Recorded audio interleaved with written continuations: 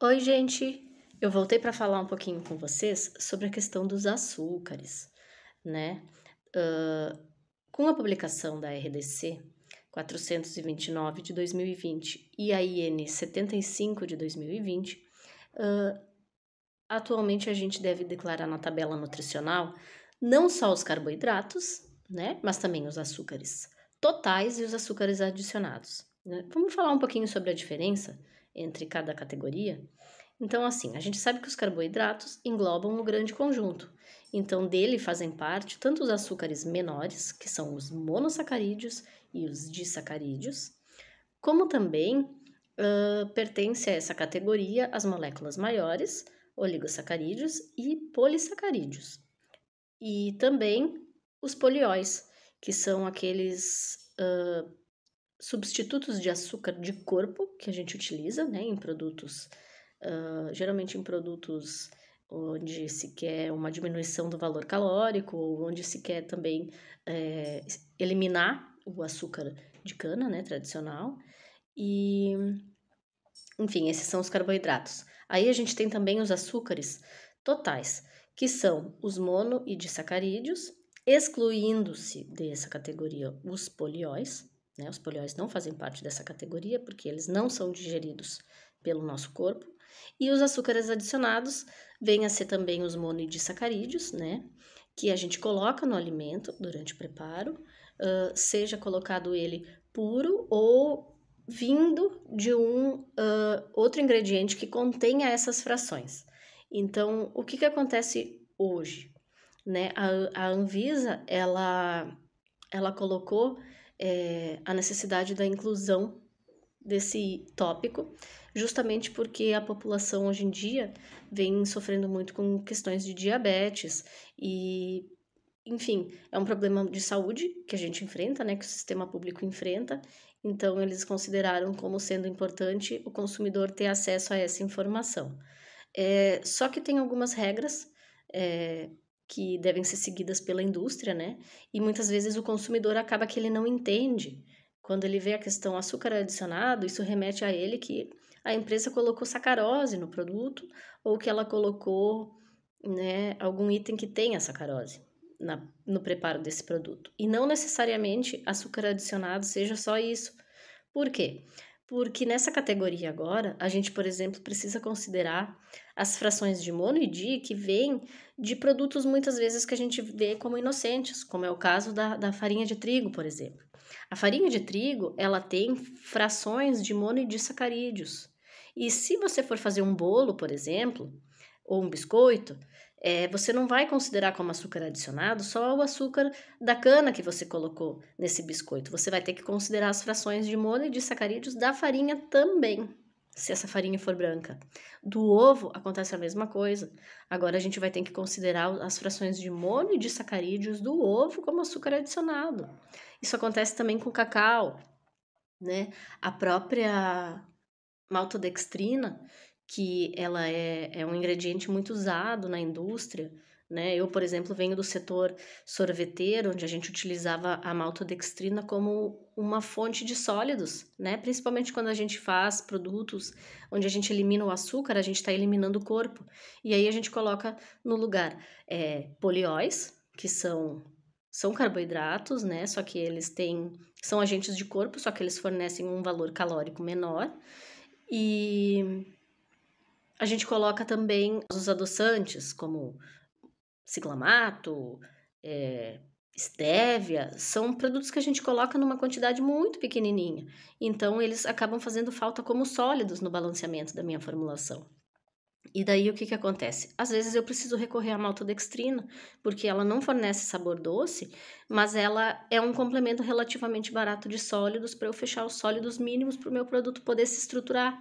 Então, o que acontece? Agora, a maltodextrina, as frações de monodisacarídeos que ela tem naturalmente presentes também precisam ser computadas como açúcares adicionados, né? Então, a categoria de produtos sem adição de açúcar, ela está sofrendo um baque muito grande.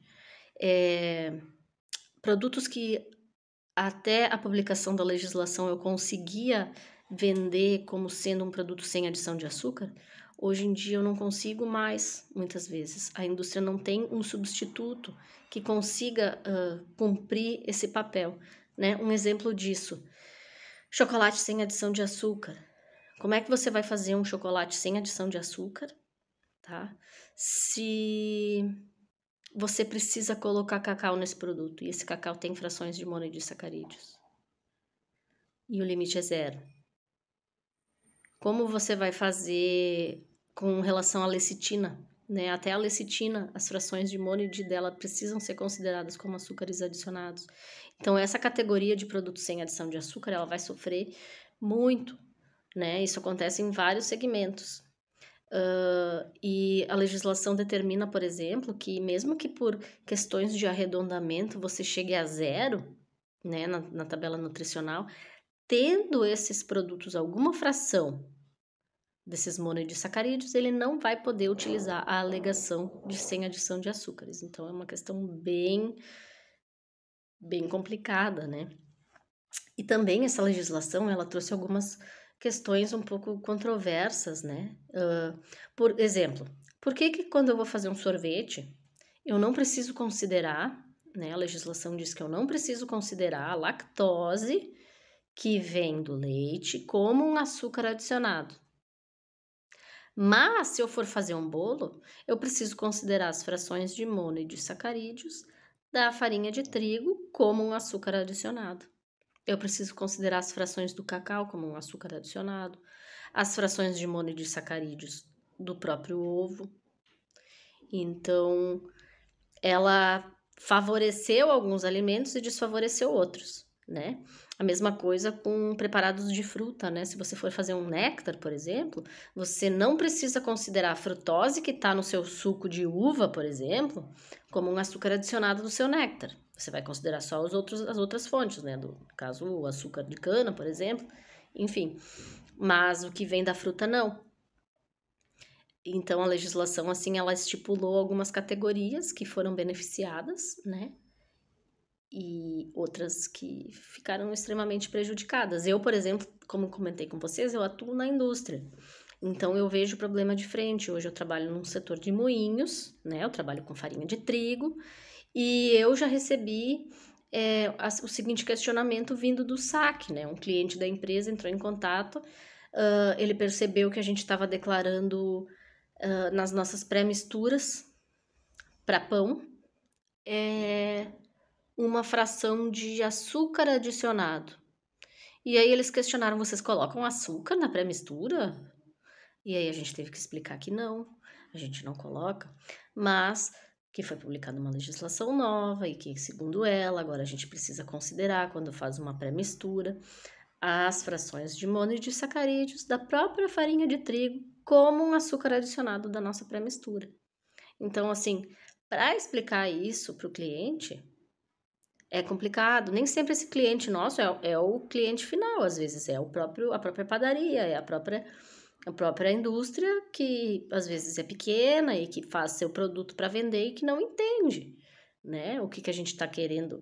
E aí, para explicar para eles que a gente está cumprindo uma legislação, para conseguir convencer a pessoa de que a gente está seguindo o caminho certo, às vezes é um pouco complicado, às vezes as pessoas são um pouco mais resistentes. Então, o problema dessa nova legislação em termos dos açúcares adicionados, ele é uma problemática, é um desafio para a indústria de alimentos, para os técnicos que trabalham nessa frente, né? E assim, se é difícil para o consumidor entender, imagina para a gente que está do outro lado explicar o que a gente está fazendo, né? Então, assim, não é só o consumidor que está tendo dificuldade, é a indústria está tendo a dificuldade. Está tendo a dificuldade, inclusive, de preparar as pessoas que trabalham com isso, que tem muitas dúvidas e muitas vezes não tem a quem perguntar, né? Nem sempre a gente dispõe de um grupo de apoio, de colegas, enfim, com quem a gente consiga trocar informações, né? Eu costumo usar bastante até o canal direto da Anvisa, então é uma dica que eu dou para vocês. Assim, o atendimento não é muito rápido, né? Ele costuma demorar, ele tem um prazo ali, agora acho que são 10 dias úteis ou 15. Você entra no site da Anvisa, no canal direto, e faz uma pergunta. Você preenche lá os seus dados e pergunta qual que é a sua dúvida, né? O que acontece? As respostas, elas vêm. A Anvisa costuma responder certinho, ela responde, demora um pouquinho, mas responde. E assim, só que às vezes ela compila o texto da lei. Eu já recebi respostas muito boas, que eu considerei muito úteis para mim, né? Às vezes eu recorro a isso só para ter um respaldo, né? Para ter a garantia de que o que eu entendi é o que tá valendo. E guardo isso e tenho isso como uma forma de explicar para as pessoas o que eu estou fazendo, porque nem sempre o técnico consegue se explicar, até para o dono da empresa, muitas vezes ele não entende o que a gente está fazendo, né? Acho que a gente está loqueando, né? E não, a gente está cumprindo legislação, só que nem sempre o texto é claro, então às vezes a gente precisa recorrer a esses artifícios, vou escrever para a Anvisa, vou perguntar, vou ter a evidência, se alguém me questionar, tá aqui. Eu faço isso bastante, recomendo que façam. Só que assim, como eu falei, às vezes as respostas são boas, elas vêm assim de uma forma que te ajudam mesmo a eliminar a tua dúvida, só que muitas vezes elas são respostas que são simplesmente o texto compilado da legislação que não concluem nada para ti. Tu tem que ler de novo aquilo ali e fica por isso, entende? Então é um recurso que tem, demora um pouquinho, mas pelo menos já é alguma coisa, né? Quando a gente tá assim totalmente desamparado.